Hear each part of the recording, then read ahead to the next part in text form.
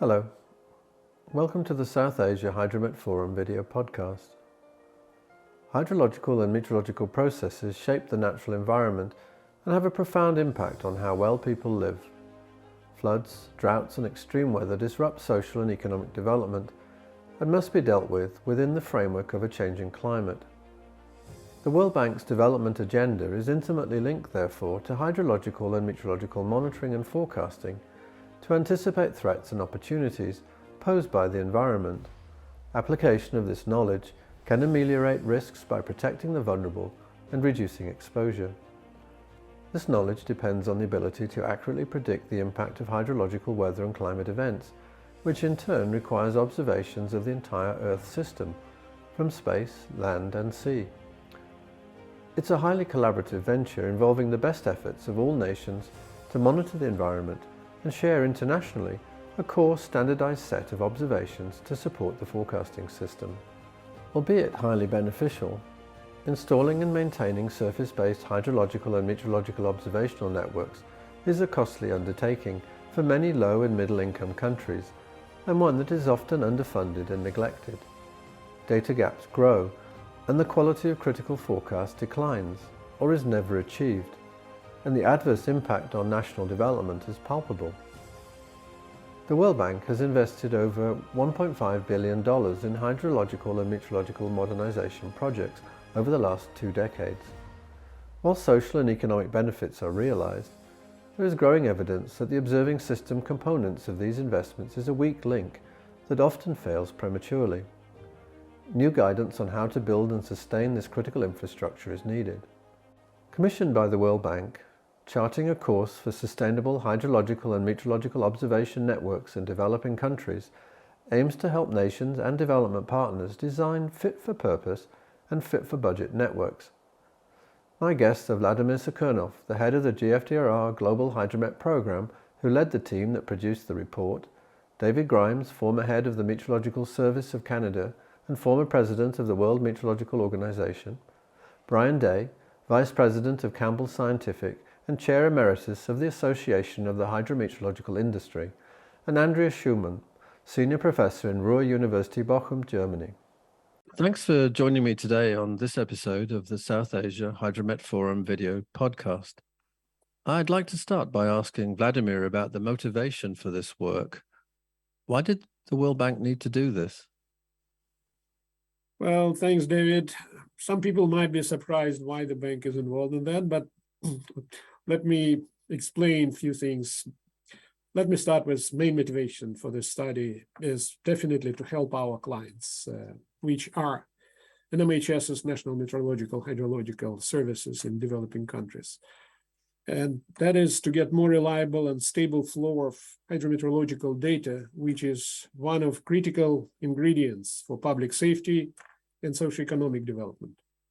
The World Bank has significant, about $1 billion portfolio of hydromet investments, and observation networks is one of the most important components of these investments, again, following the requirements and desires of our clients.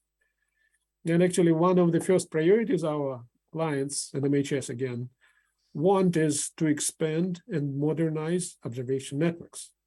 In doing this, NMHS in developing countries, which are our clients, want to have modern observation systems, similar to those which exist in developed countries. This is very well justified priorities, and most development institutions, including the World Bank, positively respond to such requests. But unfortunately, experience shows that performance and sustainability of the modernized and new observation networks in developing countries is inadequate.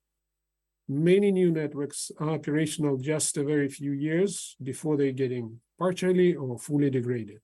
That, of course, is a big concern for our institution as for some other developing institutions.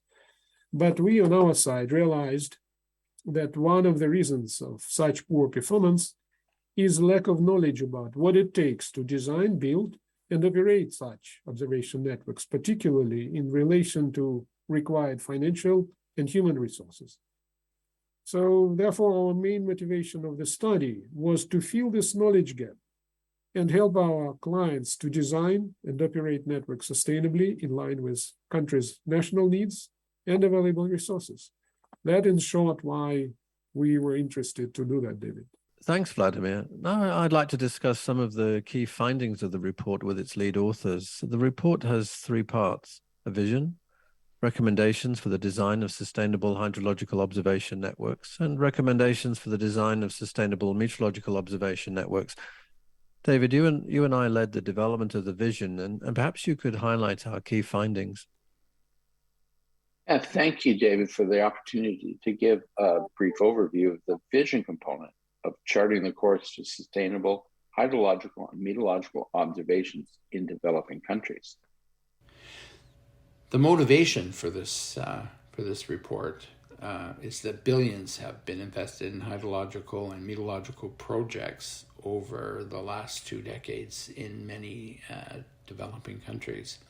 However, many monitoring infrastructures are still failing prematurely. So the aim of the report was to inform the World Bank, other development agencies, ministers of finance in various governments, other senior officials, directors of National Meteorological and Hydrological Service, among others. And the study looked in depth at the root causes, and they are well characterized in this report. The vision for sustainable meteorological and hydrological observation networks are designed to be fit for purpose and fit for national budgets. They're maintained through effective institutional arrangements and long-term financial and capacity development commitments, and thereby by contributing to the sustained delivery of high-quality meteorological and hydrological services for the benefit of whole society. The component, there are 3 components of this vision. The first is about mapping your current context. It's about understanding what is your current reality.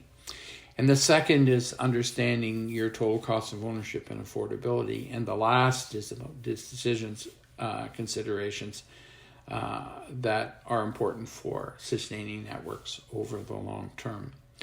So in the first context, understanding your kind of reality, understanding context is really important. Knowing your network needs and uses, and particularly the priorities for your network needs and uses, what your legal responsibilities are, and what are your requirements, and those are key components. The second deal with understanding what is the state and your life expectancy of your existing monitoring infrastructure. In many cases, some modernizations sort of add to, without necessarily taking into consideration, maybe renewing or upgrading what might already be in place. The third is understanding or knowing what your present and future budget limitations will be. This I think is quite key. Often we can appreciate what we currently spend, but we don't really appreciate what that budget would be into future years. Will it go down, stay the same, go up? These are important aspects. Workforce capabilities is another. Do you have the expertise that may be able to support radar systems or other acoustic couplers for hydrometric systems? These are aspects I think are really important to consider. And then what's the potential for network partnerships? Who are all the providers out there, and what is the kind of the relationship you have with those providers? So mapping context, very important first step. It provides a foundation for any kind of renewal or modernization initiative. The second relates to understanding total cost of ownership and affordability. And this is kind of laid out by a total cost of ownership is your initial costs, capital costs of procurement implementation, your ongoing operating and maintenance costs, but also the costs associated with renewal and life cycle. Need to recognize that the value of these systems depreciate over time. At the end of their life cycle, they don't have any sort of net worth. And so if you have an appreciation in this idea of renewal costs, some midterm investments can actually extend life cycle and maybe extend a radar system that is designed for 15 to operate for 20 to 25 if you apply that. The other factor in total cost of ownership really important is trying to understand downtime. So the more your systems are down, there's actual real cost to not having a system perform for you. And so although we may not think about this important in the instrumentation, it is when you consider radars that aren't operating still are drawing on some costs. So these are important factors. This slide actually has two components, and I think what's important here is that total cost of ownership planning can be informed by benchmarking. And so in the study itself, we did some benchmarking around by looking at countries that have good practice of sustaining networks over time, and looked at what are the costs associated with that. And we categorized them around this non-salary cost, salary, total cost. And then what is the full-time equivalent, the staff levels necessary in order to maintain these systems. In some cases, in the case of hydrometric, you can see there are ranges, and that's because quite often accessibility to these sites can be quite challenging, or the frequency of revisit is important, and both factors kind of adjust those costs between non-salary costs of $4,000 to almost $16,000 US dollars is a consequence of that, and that these systems are anywhere from $5,000 to $10,000 when we think of annualized replacement costs. So for planning for a hydrological service, they need to consider that while their operating costs may be in this 5 to 15, they need to account for the potential for renewal of 5 to 10,000 every year. Same can be applied to the meteorological stations, and we did it for automated weather, we did it for upper air, we did it for upper air automated, and we did it for polarized Doppler radar. And you can see from that the costs associated with that. The graph on the right-hand side was a comparison. We looked at a number of upper and middle income countries just to get an appreciation of what those costs are and what level of spending are they relative to these kind of benchmarks that have been established. You can see in the orange bars, which are the operating and maintenance costs, they are all less than half of what the benchmark should be. And this is a key consideration in a modernization initiative to ensure there's adequate operating and maintenance resources made available. And it's particularly true for radar. And while most countries don't have a budget put aside for renewal, the countries that are having sustained practices are very conscious of what those renewal costs will be going forward, and they treat that in a sense of the depreciated value, so that when they go to do that kind of replacement, they have an appreciation of what level of investment would be needed for renewal. So returning to the vision slide, and now looking at decision considerations, the slide. The first category is fit for purpose and but also fit for budget, and that basically needs to be aligned. It sets up for prioritizing what is the most important modernization components that are affordable in the context kind of going forward. And as resources may be made more available in future, then you can think about in a stepwise way modernizing networks. The next category deals with make or buy business models, and what's important there is,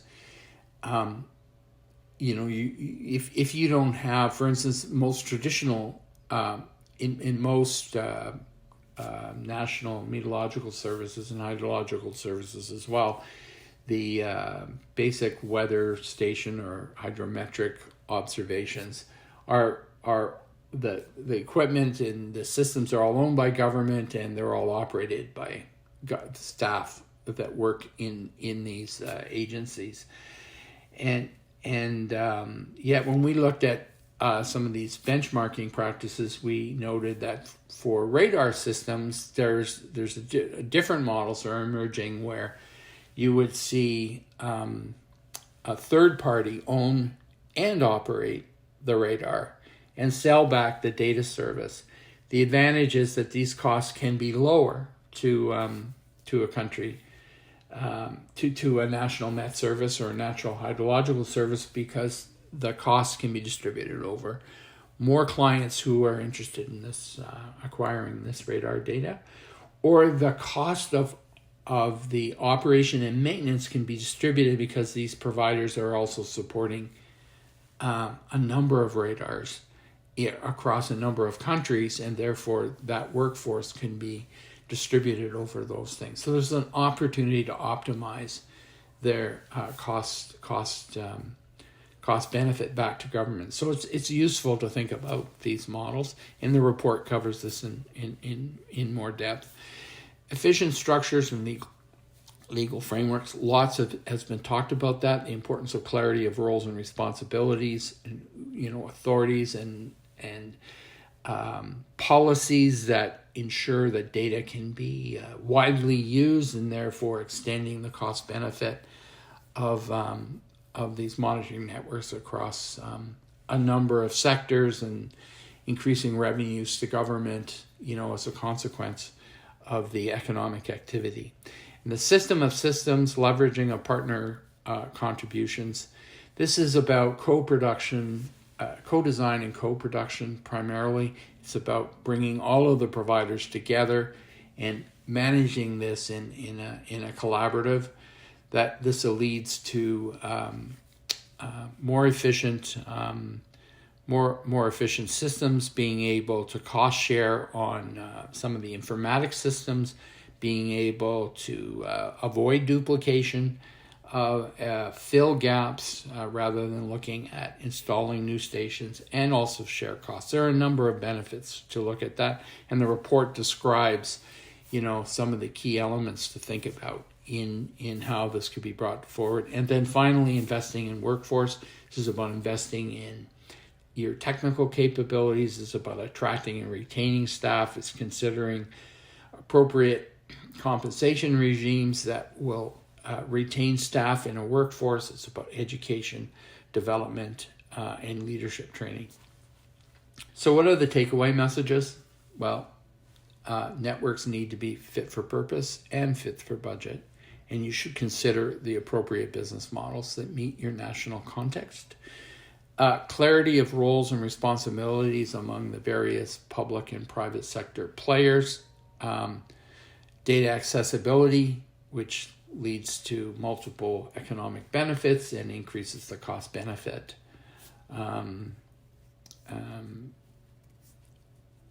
of these systems. And principles of co-design and co-production offer significant potential for cost sharing and optimizing network design. And finally, investing in people is core to success in attracting and retaining skilled expertise.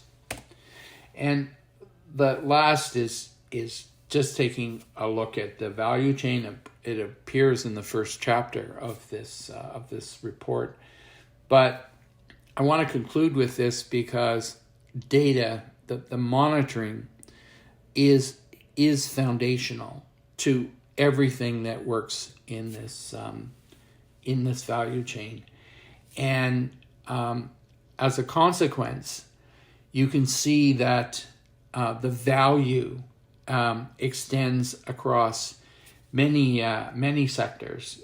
You can see from the key outcomes and benefits, it's about health, safety, and livelihood of people, but it's also economic benefits, and it's also environmental benefits that all are supported by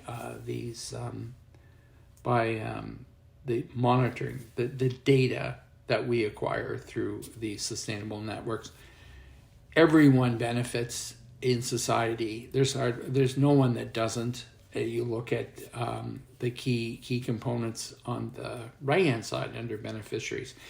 But its functioning, its well-functioning is key to the institutional capacity that needs to be put in place. It's resources, people, and partnerships in the information and communications technologies, and the innovation and mainstreaming advances in innovation and science, which I think are fundamental to ensuring that this value chain functions well, particularly at a national level. Thank you. Thanks, David. I think you lay out the vision very clearly, and particularly the concept of total cost of ownership as a foundation of sustainability. Andreas, you led the part of the report that focuses on hydrological networks. What are your key messages? Thanks, David, for the opportunity to present some of the results of the second part of this report. The problem of suboptimal modernization projects face most of, if not all, national hydrological services in developing countries. Despite an ever-increasing need for data, there's a growing evidence that hydrological observation networks are in decline in many parts of the world. How can we reach sustainability of our networks? As my final remarks, I see two opportunities to handle these problems.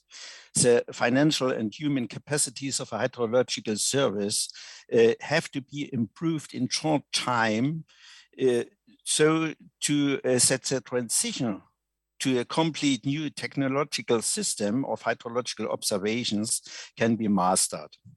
Or as an alternative, modernization projects have to be prolongated to adapt them to the existing capacities of hydrological services, which have to improve stepwise over a longer time step. David, you've mentioned the need to ensure two aspects in the design of observation networks. They should be fit for purpose and fit for budget. For the planning of sustainable hydrological networks, this results in three main tasks. First, we have to identify hydrological data and information needs. This requires a close interlink with the users of these data and information and the awareness of existing knowledge deficits about hydrological conditions.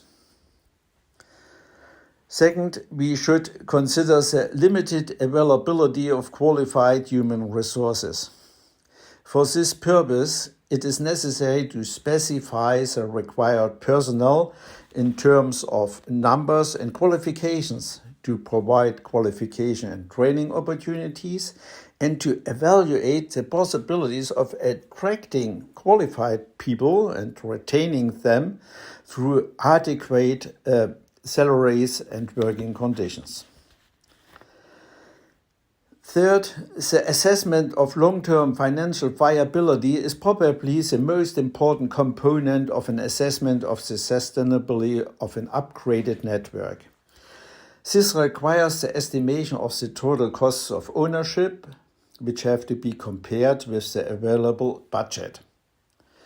With regard to the limited lifetime of the different components of hydrological networks, a life cycle costing approach that captures the ongoing state of the equipment, depreciation, residual value, costs of disposal and costs of replacements is an essential element in such analysis.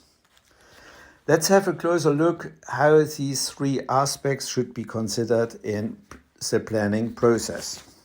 To identify hydrological data and information needs, we have to analyze the hydrological value chain.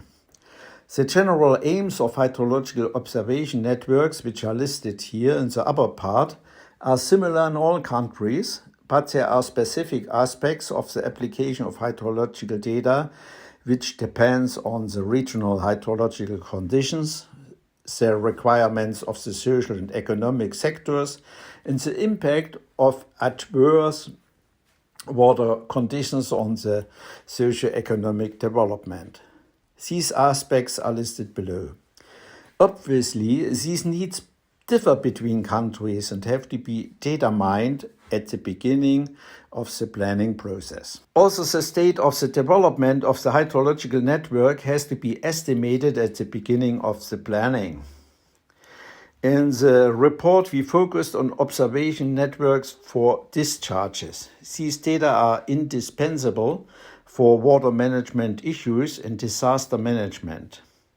Such stream flow observation network requires the registration of water level data and regular discharge measurements to data mine rating curves, which are needed to transfer water levels into discharges. To specify 5 levels of development from undeveloped to advanced, which are described in this slide, 4 criteria can be applied. The installed equipment at stream gauges and the performance of the gauging stations, the regular discharge measurements, the regular update of rating curves, and the applied technologies for data transfer. Any transition to higher levels of development is associated with a change in technologies. If a network has not been modernized in the last 40 years, it often consists of staff gauges with manual reading and/or mechanical systems with analog recording. Such gauges have to be replaced now by electronic recorders capable of digitally recording water levels at short time intervals, for example, every 5 minutes, which can be combined with automatic data transmission systems via GCM or satellites to replace the existing data transmission by letter post or telephone. Direct access to these data via workstations or the internet allows users to feed real-time data into hydrological forecasting models or operational water management systems. Such a digitized information chain requires highly qualified and specialized personnel. It shifts the required qualification profiles into the fields of electronics and information technologies. The recruitment of qualified personnel to operate modern observation systems with new technologies is made more difficult by the fact that the hydrological service is in competition with other sectors of the economy. Here, the hydrological service is challenged to ensure strong links with local academic institutions, with the aim of organizing permanent education and training opportunities and to create recognized pathways from education into careers. As mentioned before, the modernized observation network has to be fit for the budget. To ensure an alignment of the costs of modernized observation systems with the budget, the total costs of ownership have to be estimated. What does this mean? Besides the capital costs, which are covered often by development partners, the annual operating costs as well as the costs for maintenance and replacement have to be considered. These costs have to be financed by the hydrological service itself in long term. Here you can see an example of such a cost breakdown into different categories for a single stream gauge. It is based on data from hydrological services in USA, Canada, and Germany. These figures show that the costs for operation and maintenance are not insignificant. Of course, the different cost categories depend strongly on the regional and national conditions. But the operation and especially the field work will be in every case a very cost-intensive task if we compare it with the capital costs of the initial investment. In total, the annual costs of operation and maintenance can be assumed in a range from 30 up to 50% of the costs of the initial investments. Thanks, Andreas. The point you make about adapting modernization projects to the existing capabilities of hydrological services is very important, and perhaps we can return to this later. Brian, you led the meteorological part of the report. What are your key messages? Thank you, David, for the opportunity to speak on sustainable meteorological and observation systems.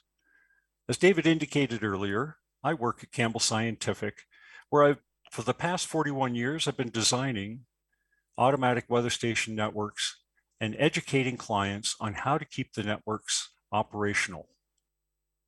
In support of our discussions, I've prepared a few slides showing the financial resources required to sustainably operate an observation network, as well as some recommendations on how to reduce premature failures. Sustainable. The National Met Service must target an uptime level of 90% for newly acquired systems, with the goal of improving performance to 95% as they gain operational experience. Uptime is a simple measurement of the amount of data received at the data center by the amount of expected data from a station or network over a specific time frame. We looked at the performance of automatic weather stations, upper air and weather radar systems in the table to the left. As we see, the developed world National Met Services, highlighted by the green boxes, for the three different system types, consistently achieve performance levels that range from 90 to 95%, with a benchmark average of 93% or greater. Comparing the developing country National Met Services, highlighted by the red boxes, they averaged an uptime performance level less than 90%, regardless of the system type, and so these systems really shouldn't be considered as having sustainable operations. While there are some developing world countries with uptimes of 90% or more, the majority operate at less than 90%, with several countries in the 50 to 79% range. It should be noted that uptime is a calculation used to determine network operations and does not speak to the quality of the data. Every meteorological service has the same basic mandate and is committed to providing forecasts for public safety. So we need to understand why there is a difference in the performance between the developed and the developing countries. Expanding the comparison table, we have added the cost of annual operations and maintenance, or O&M, in US dollars. These values do not include labor and are ones each National Met Service faces regardless of whether they are based in a developed or developing country, as most of these costs are associated with equipment. The benchmark country's annual spend on O&M comprises costs associated with logistics to support field site visits, spare parts inventory for calibration and replacement of damaged equipment, consumables, plus the cost of life cycle replacement of specific equipment such as batteries, sensors, and parts as they reach their end of life, which is shorter than the expected lifetime of the system.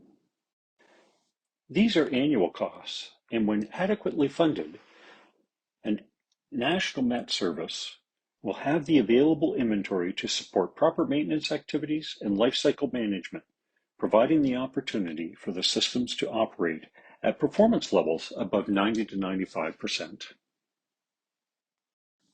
It should be noted that these costs are significant when you consider the lifetime of the system. For an automatic weather station, the lifetime O&M is 110% of the replacement and installation cost, which is $56,000. For radar, it's approximately 45%, given the high capital cost of the system. And for upper air, the O&M is 400% over the 20-year lifetime.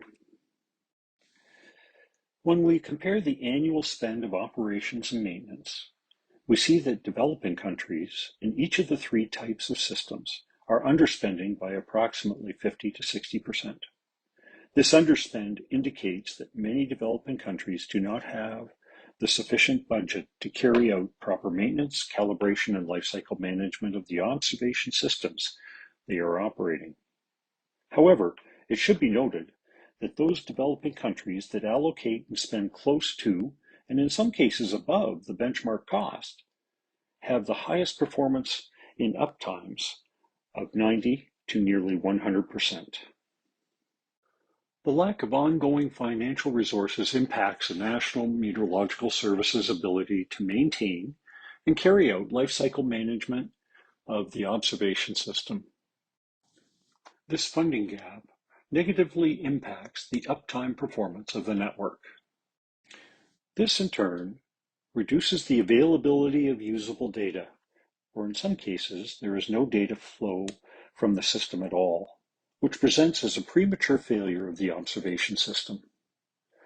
The lack of data impairs the effectiveness of the meteorological service in living its primary mandate of providing forecasts for public safety.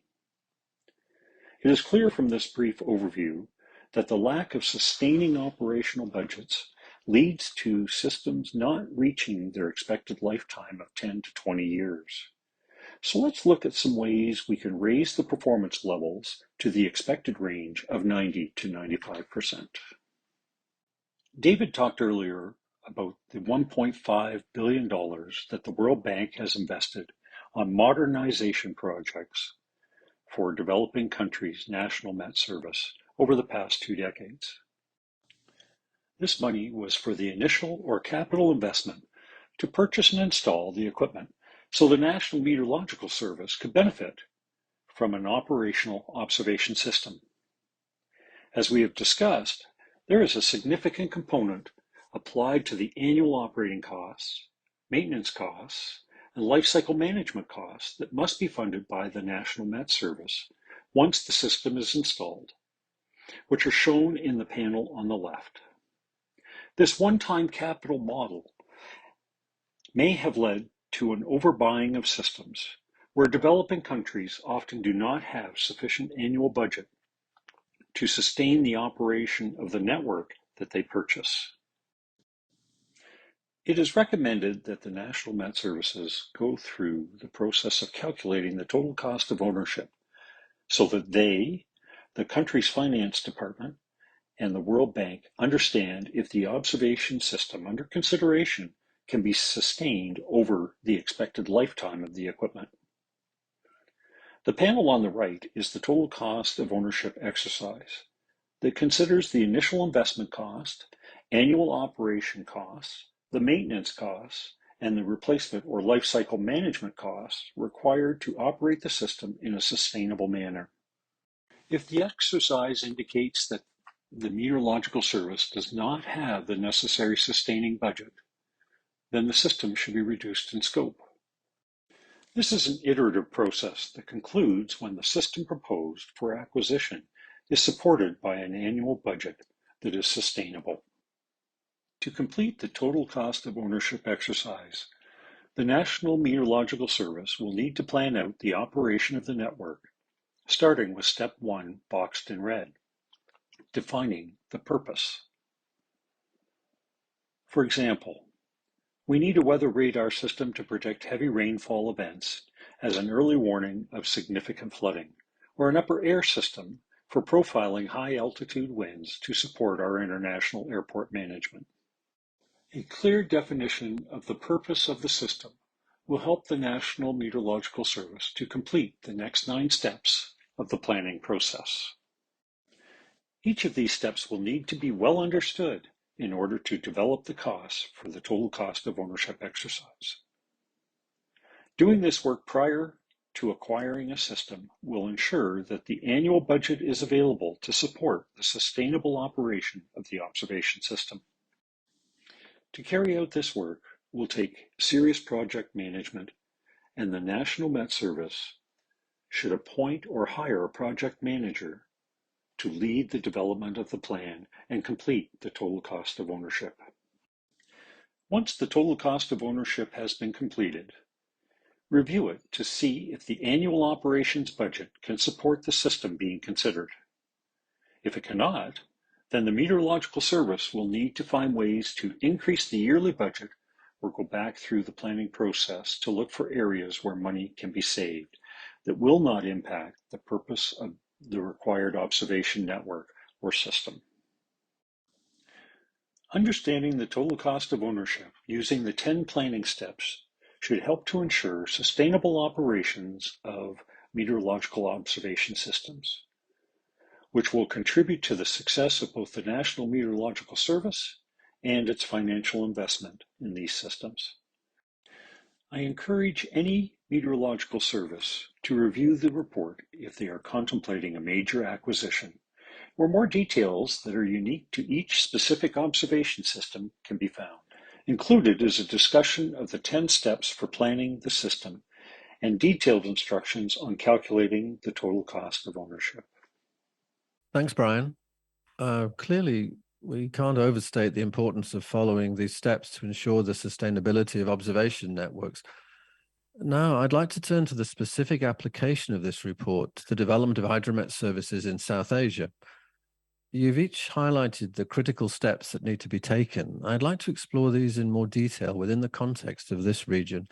Perhaps each in turn, Vladimir, David, Andres, and Brian, what do we need to do to use these results effectively to design, implement, and sustain hydrological and meteorological networks in South Asia? Vladimir. Thanks, David.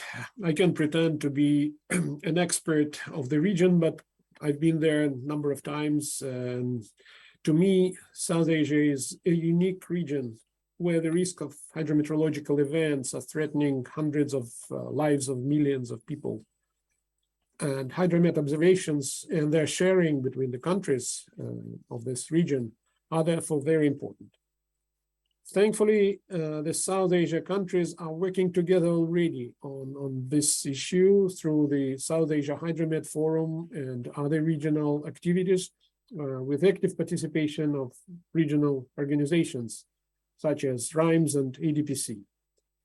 My hope is that the results of the study, which we just presented, can help to further improve and optimize development of the South Asia regional network, more specifically those parts of it which are more challenging to operate. Specifically, I refer to up-air and Doppler radars.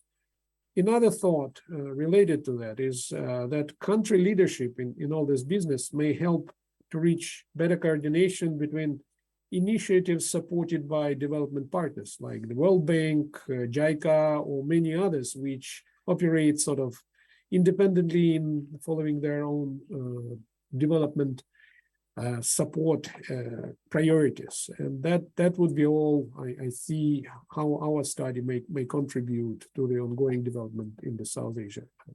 Thank you. Thanks, David. So that was a great observations that Vladimir shared. And just to build on that, for me, it starts with engagement. And this is a really good first step in that direction. You know, engagement should start at the government levels, project design teams, even within national meteorological and hydrological services, getting everyone on the same page.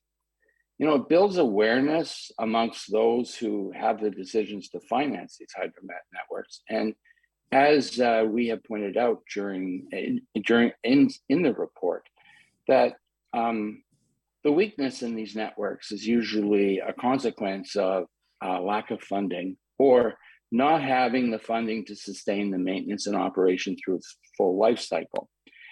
Or, and in addition, the specialized expertise necessary to keep these systems operating. In many cases, this is a transition in developing countries from manually observed systems to automated ones, and they don't always kind of carry that expertise. So putting emphasis on human resource investment and management is also critical. And these new complexities, often requiring this kind of more advanced engineering and electronic skills, requires investments, ongoing investments. And to be able to attract and retain staff in these organizations, I think is really important. I think the last thing I might say about human resources is that there's a real need to invest in the leadership training and succession planning for national meteorological and hydrological services, because these leaders in these organizations need to bring this awareness to government leaders, to ministries of finance, in order to help do that. I think there was the foundation, and this has been stated by all of us in our earlier presentations of this report, is that we're looking for a fit for purpose and fit for budget approach to planning. And creating that roadmap and preparing the financial plan that lays out what your priorities are, whether they're going to be iterative needs or they're going to be financial iterative needs of how to sort of improve your networks over time, or will it be emphasis in understanding what the total cost of ownership is through the full life cycle? This requires some insights and some strong management capacities that could be developed within the cadre of the National Meteorological and Hydrological Services. Thanks, David. Andreas. So many important things were said before, there's not too much left now. But in South Asia, the demand for hydrological data and information is driven by two main aspects. First one, the watershed management. To improve the agricultural conditions, there's a very long tradition in this part of the world. It goes over several thousand years, and it was accelerated in the last 50 years. Any successful intervention in a watershed requires the knowledge of the hydrological conditions. And there's a growing risk that activities in upper watersheds affect the water availability downstream. Even small-scale interventions like rainwater harvesting structures could harm the interests of downstream communities, especially in the low rainfall regions. And this demands a higher degree of cooperation on a national and international level, an exchange of data and a network design which is more impact-related. I think this is a very important point in this region, as we have also the other main problem, which is climate change. Here, the IPCC forecasted that droughts and monsoon floods will become more frequent and, as we can expect, also more devastating in South Asia. In this year, torrential monsoon rains triggered the most severe flooding in Pakistan's recent history. And in general, there's no doubt that the challenges of adverse hydrological conditions in South Asia will increase significantly. And this requires a rethinking of observation systems under consideration of the opportunities provided by the new technologies, satellites and other new sensors, cloud-based data management, community-based early warning systems. There are many chances to improve the generation of hydrological information. And since several countries are faced with the same problems, concerted efforts are needed to take advantage of these opportunities. For example, through harmonization of technical systems, cooperative purchasing, or qualification of personnel in international hydrological academies specialized in hydrological problems of these regions. And so I would like to pronounce the international cooperation in the region, because the monsoon does not stop at the borders of these countries. Thank you very much. Well, thanks, Andreas. And Brian? I'm going to add to what David said about this concept of planning. As I said in my slide presentation, planning the entire system around a defined purpose is key to the understanding of the total cost of ownership over the network's lifetime. When you couple this knowledge with an understanding of a National Met Service's available annual operating budget, the NMS, the World Bank, the government's finance department would hopefully either prevent purchasing systems that are too expensive and too large for the National Met Service to maintain, or aid the National Met Service in building the case with its government finance department to increase its annual budget of operations so that it can maintain the systems over the lifetime.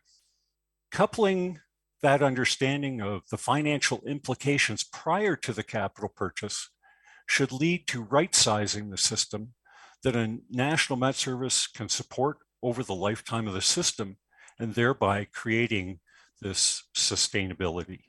Yeah, thanks, Brian. Often national meteorological and hydrological networks develop independently, especially where the meteorological and hydrological services are separate entities. In quite a few countries in South Asia, this is the case, and others not so. Both have a common need for rainfall data, for example. What guidance can you provide on data sharing and creating more integrated networks? Also, although the report focuses on national networks, there are often many other sources of data of differing quality. What should be done to make full use of all available observational data? Anyone like to jump in on that? Yeah, actually, maybe I could start. You know, the report itself reserves quite a section in the vision part, in the first part, on both the significance of having those appropriate institutional arrangements in place, as well as data sharing principles and the openness. And there's a second component in the report, towards the beginning, that speaks to the value that these networks actually bring to both the economy and to the very economy, but the economy of the whole region. It isn't just the specific economy of the country itself, although that's true. It also helps them on environmental policies, all kinds of things. So the significance of the networks, I think, is one aspect that we brought up, that data sharing is absolutely critical to doing that. And you know, you can always, this principle of use once or buy once, use many times. And this is, in a sense, one of the key themes that is in this report. The second thing that strikes me is that we reserved quite a section also in the vision component, but it's carried through the other two parts. This idea of co-design and co-production. And from our perspective, this approach is a way of creating efficiencies and benefits, cost sharing, looking at ways of avoiding duplication, and sort of leveraging off each other.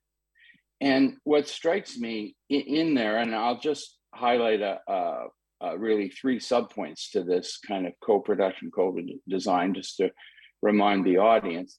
It begins with engaging other network players. You need to know who else is in the business of observations in the country. And if you actually invest some time in doing that, knowing who does what and building forward on these relationships, I think provides a strong foundation for building up the potential for this kind of co-production model. Secondly, you know, it naturally leads to leveraging what already exists to fill gaps. I mean, there have been other studies and observations, observational systems that have documented that we never really fully exploit the use of the data we already have. And by leveraging what already exists to fill gaps, of course, speaks to directly to the question you pose.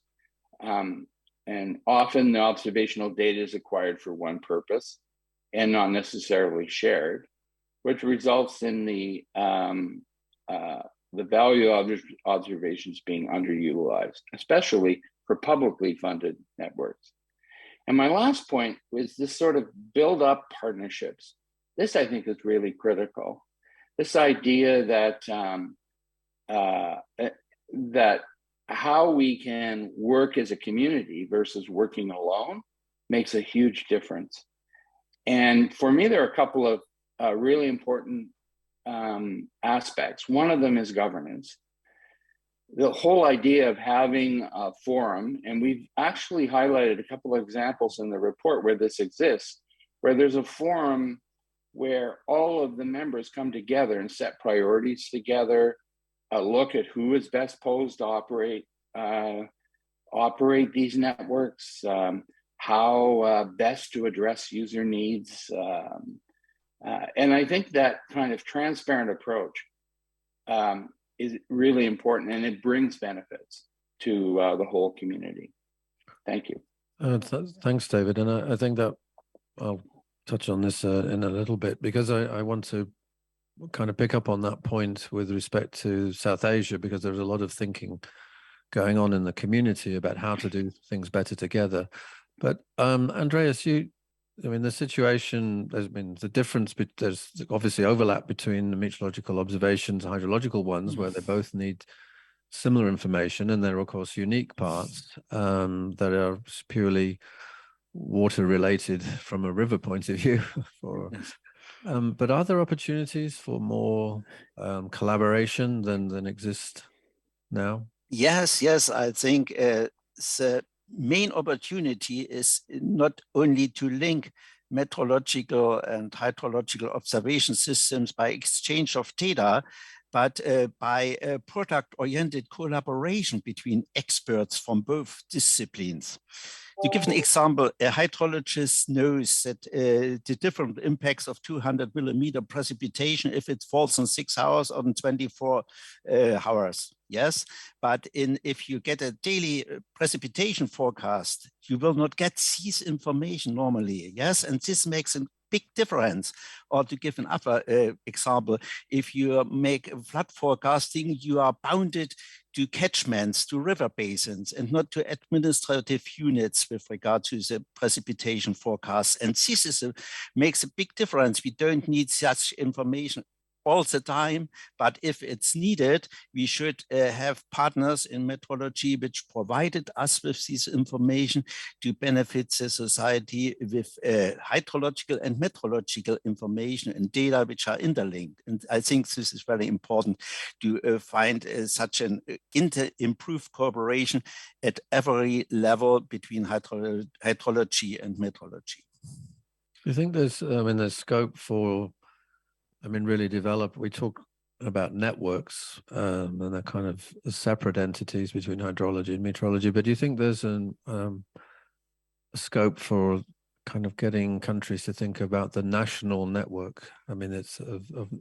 made up of different components, hydrological components, meteorological components, and see the investment in that in a more integrated way. Flood risk assessment is an example where we need such a combined investments, yes, to get the precipitation data to make the models, to get the hydrological data in near real time, and to make then an update of the modeling work. You cannot do it by yourself as a hydrologist. You cannot do it by yourself as a meteorologist. Thanks, Andres. Brian, any thoughts on this? Regionally, if several countries could get together and develop a monitoring strategy for weather radar that spatially monitors a broader area, that would be ideal. It would reduce the number of personnel that need to be trained, the amount of inventory that's required, and that inventory is also very expensive to keep, given some of the the parts that make up weather radar. The only issue I see is being able to get personnel and parts across the various borders for the countries. That's on the maintenance side. When we talk about, and going back to your original question about sort of an in-country monitoring strategy, I remember at Intermet Asia in Singapore one year, there was one slide that was put up on a screen. There was a support, and it had 5 identical to pig bucket rain gauges, all monitoring the same parameter from 5 different agencies, indicating that they couldn't share the data. So everybody had to put in their own system. That seems silly to me. You could get better resolution and spatial resolution if you were to take those 4 of those rain gauges and distribute them elsewhere in the country. That would give you a better picture of what's going on in your environment. So I'm a big proponent of developing an in-country monitoring strategy, say for automatic weather stations, where hydrology, the Weather Service, agriculture, and other agencies get together to reduce the duplication of monitoring stations, the duplication and training of personnel, the inventory for spare parts, with the goal of satisfying a broader range of data needs. The more times we use the data, the cheaper that data becomes and the greater value that we get out of it. This would be, I think, a better way of improving the sustainability of a network type over its lifetime in a country. I want to pick up on that and sort of aim a question at Vladimir, because it's, so we talk about different agencies being responsible for observations and observational networks, but we also have a problem with different development partners being responsible for components of networks. And Vladimir's well versed in this. Perhaps you could comment on, how do we really reconcile the competing forces that often exist, that are not only national forces? Thanks, David. I was tempted to respond to a last point which Brian made about multiple rain gauges. I've seen in some countries multiple rain gauges installed by multiple development partners, which all were not used for the reasons which we try to avoid in our study. They were not sustainable for a number of reasons, because they didn't have communication network operational and few other small things. But we had in some countries a battery of these rain gauges which are standing there, and at the same time, automatic systems, by the way, and at the same time, countries were continuing to do manual operation because that was the only affordable thing which they could do. But let me try to get back to some of original questions, David. I, of course, fully agree with what my colleague said. My kind of angle would be what should be done to do that cooperation between hydrology, which is usually a part of water resource management institutions, and meteorology, which is elsewhere much smaller in many countries. It's a matter of building incentives. And for the public sector, it's not well recognized, unfortunately, that these incentives are not in place at the high level of the government. Moreover, existing situation in many developing countries, and there are disincentives to work together because each of that entities are fighting for their limited budget.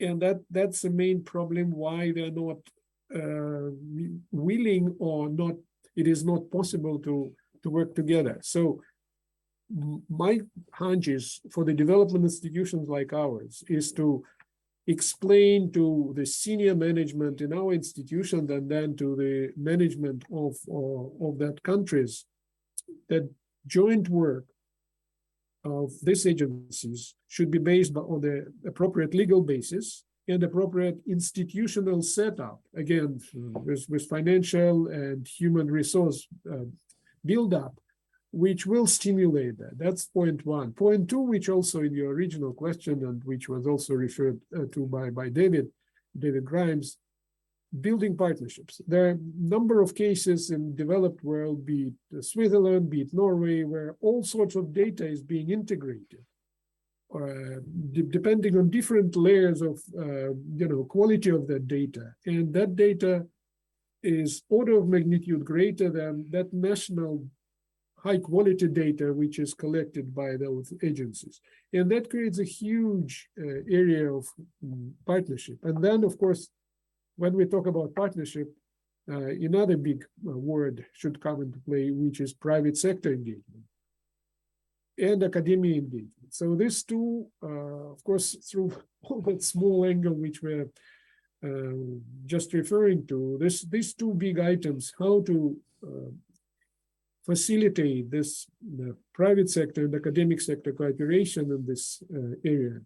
That's another critical element which should help South Asia region. Thanks.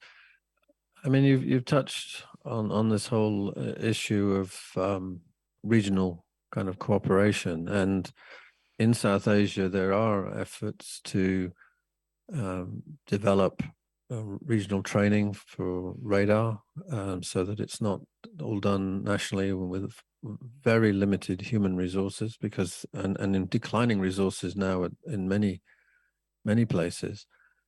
But there is, and I think Brian touched on this idea of supply of spare parts and things. And what I'm curious, because it is being discussed in the South Asia Hydromet Forum community, is what could we do to kind of think about maintenance and supply of parts? For example, every country has got, obviously it's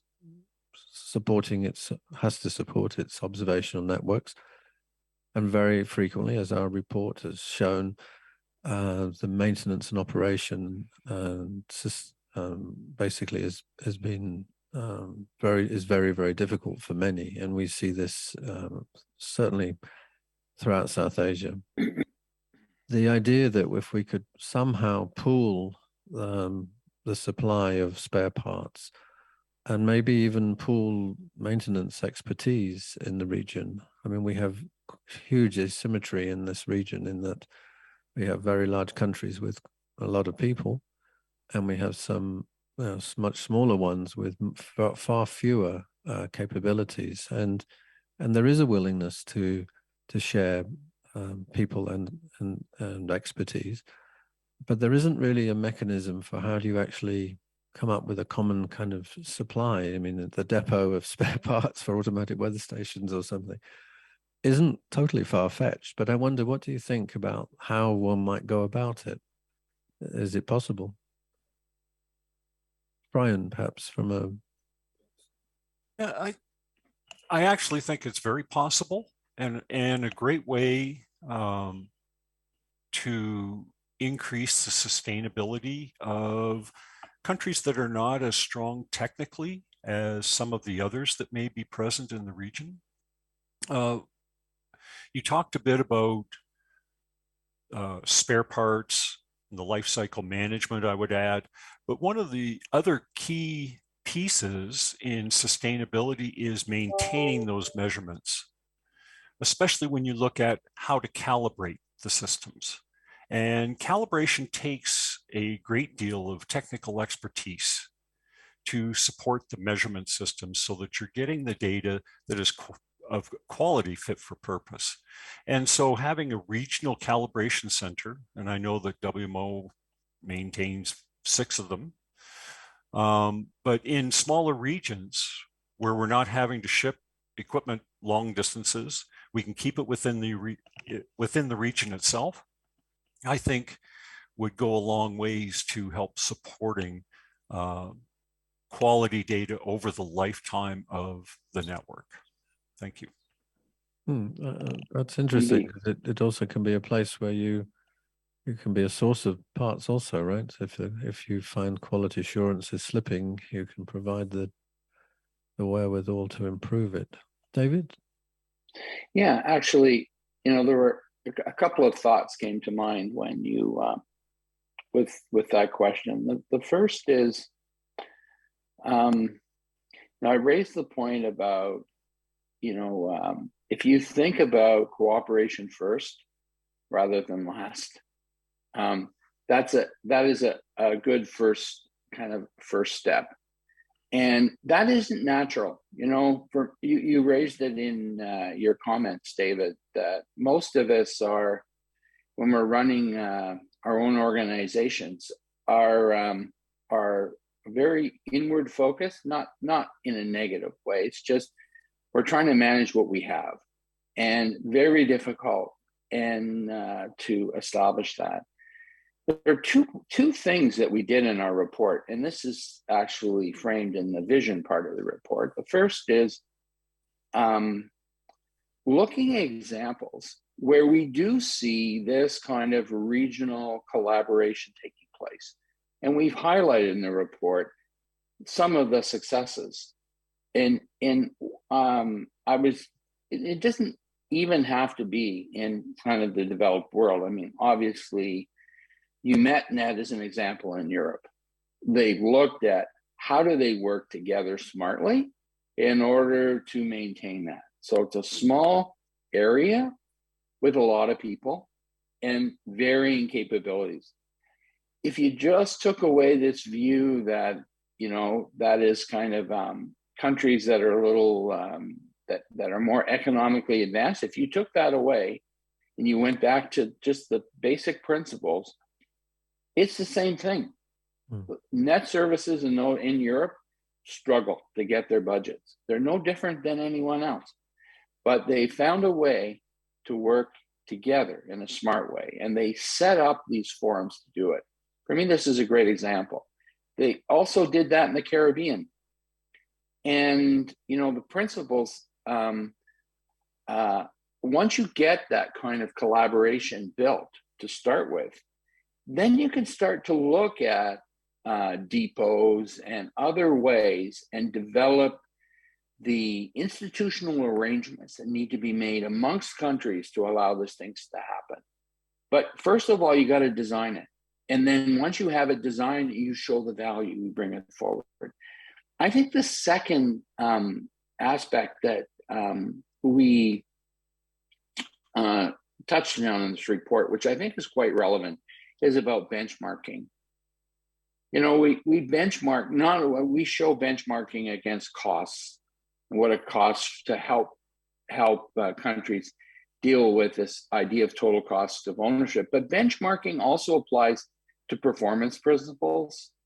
And a lot of cases, we don't actually do that. We don't look, how do others do this? How do they do it more smartly? And then can we apply those lessons to our own approach? And when you start to do that, you see some examples, which we also highlight, which is these different business models. And they don't have to be, in the domain of public-private domain, but it's looking at who has capability. Is it more cost-effective if they contracted out, and this could fit in this kind of example, contracted out, say, the maintenance and the spare parts for automated radars or radars or automated weather stations, or even sort of the fix and repair and calibrate of, say, hydrological equipment. And that could be applied to the whole region. And then everyone pays their share. And, it makes it more competitive for an organization to come in and provide those kinds of services. And it comes back to a point that Brian raised, which is also in the principle of design. They may realize they don't need to have 4 or 5 different rain gauges, or Vladimir raised this, in proximity, that this could be done. So there's some really good thoughts that we worked out in I know it's a big volume, but there's a lot of substance that I think could very well apply to thinking about our regional approach in South Asia. Yeah. Thanks, David. Andreas?